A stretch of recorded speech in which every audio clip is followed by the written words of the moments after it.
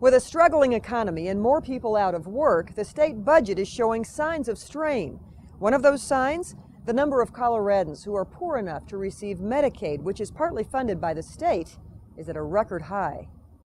13-year-old Tobias Harris and his little brother JJ are cleaning up before dinner. It's been a busy day of school, playing outside, and flu shots. So my little brother, he doesn't like shots, so he had wanted to get the spray in your nose because he doesn't like the needles. The Harris brothers and their sister are among a record 608,000 Coloradans who rely on Medicaid to help pay for their health care. Colorado has seen a 55% increase in recipients since 2007.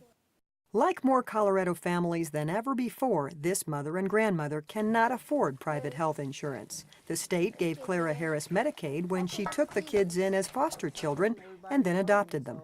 I certainly understand why we would be on a record high, because it's hard for everybody.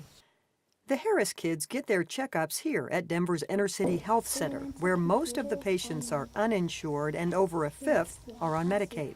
Have you ever been to this clinic before? No.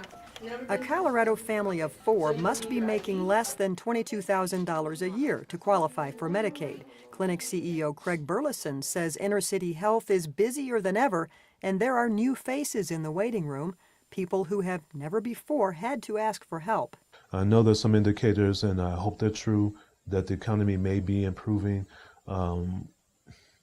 We don't see that on the ground. We don't feel that within these walls. Medicaid, as government-sponsored health insurance for the poor, is one of the state's most expensive programs, second only to education. Many Republican legislators want to save much-needed dollars by reassessing who gets the money and how. Medicaid is one of the biggest issues we have. We need fair, balanced, cost-effective programs that we can afford. And right now, it's just a little bit beyond what we can afford.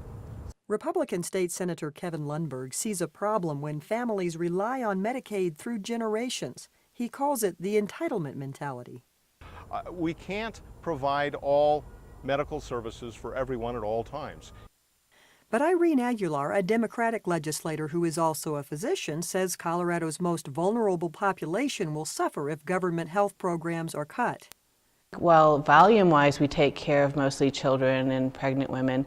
In terms of cost and expenditure, it's our elderly and disabled. Though the elderly and disabled account for the bulk of Medicaid spending, over 60%, Aguilar does not want to leave them behind. I still believe that as a country we're above that, and we're not going to just let people die on the streets. Funding for either Medicaid or schools is likely to be on the chopping block during the next legislative session. Meanwhile, parents like Clara Harris, who are strapped for cash, are grateful their kids can still grow up healthy. If we didn't have Medicaid, I don't know what we would do. We would probably use home remedies. Carol McKinley, Colorado Public News.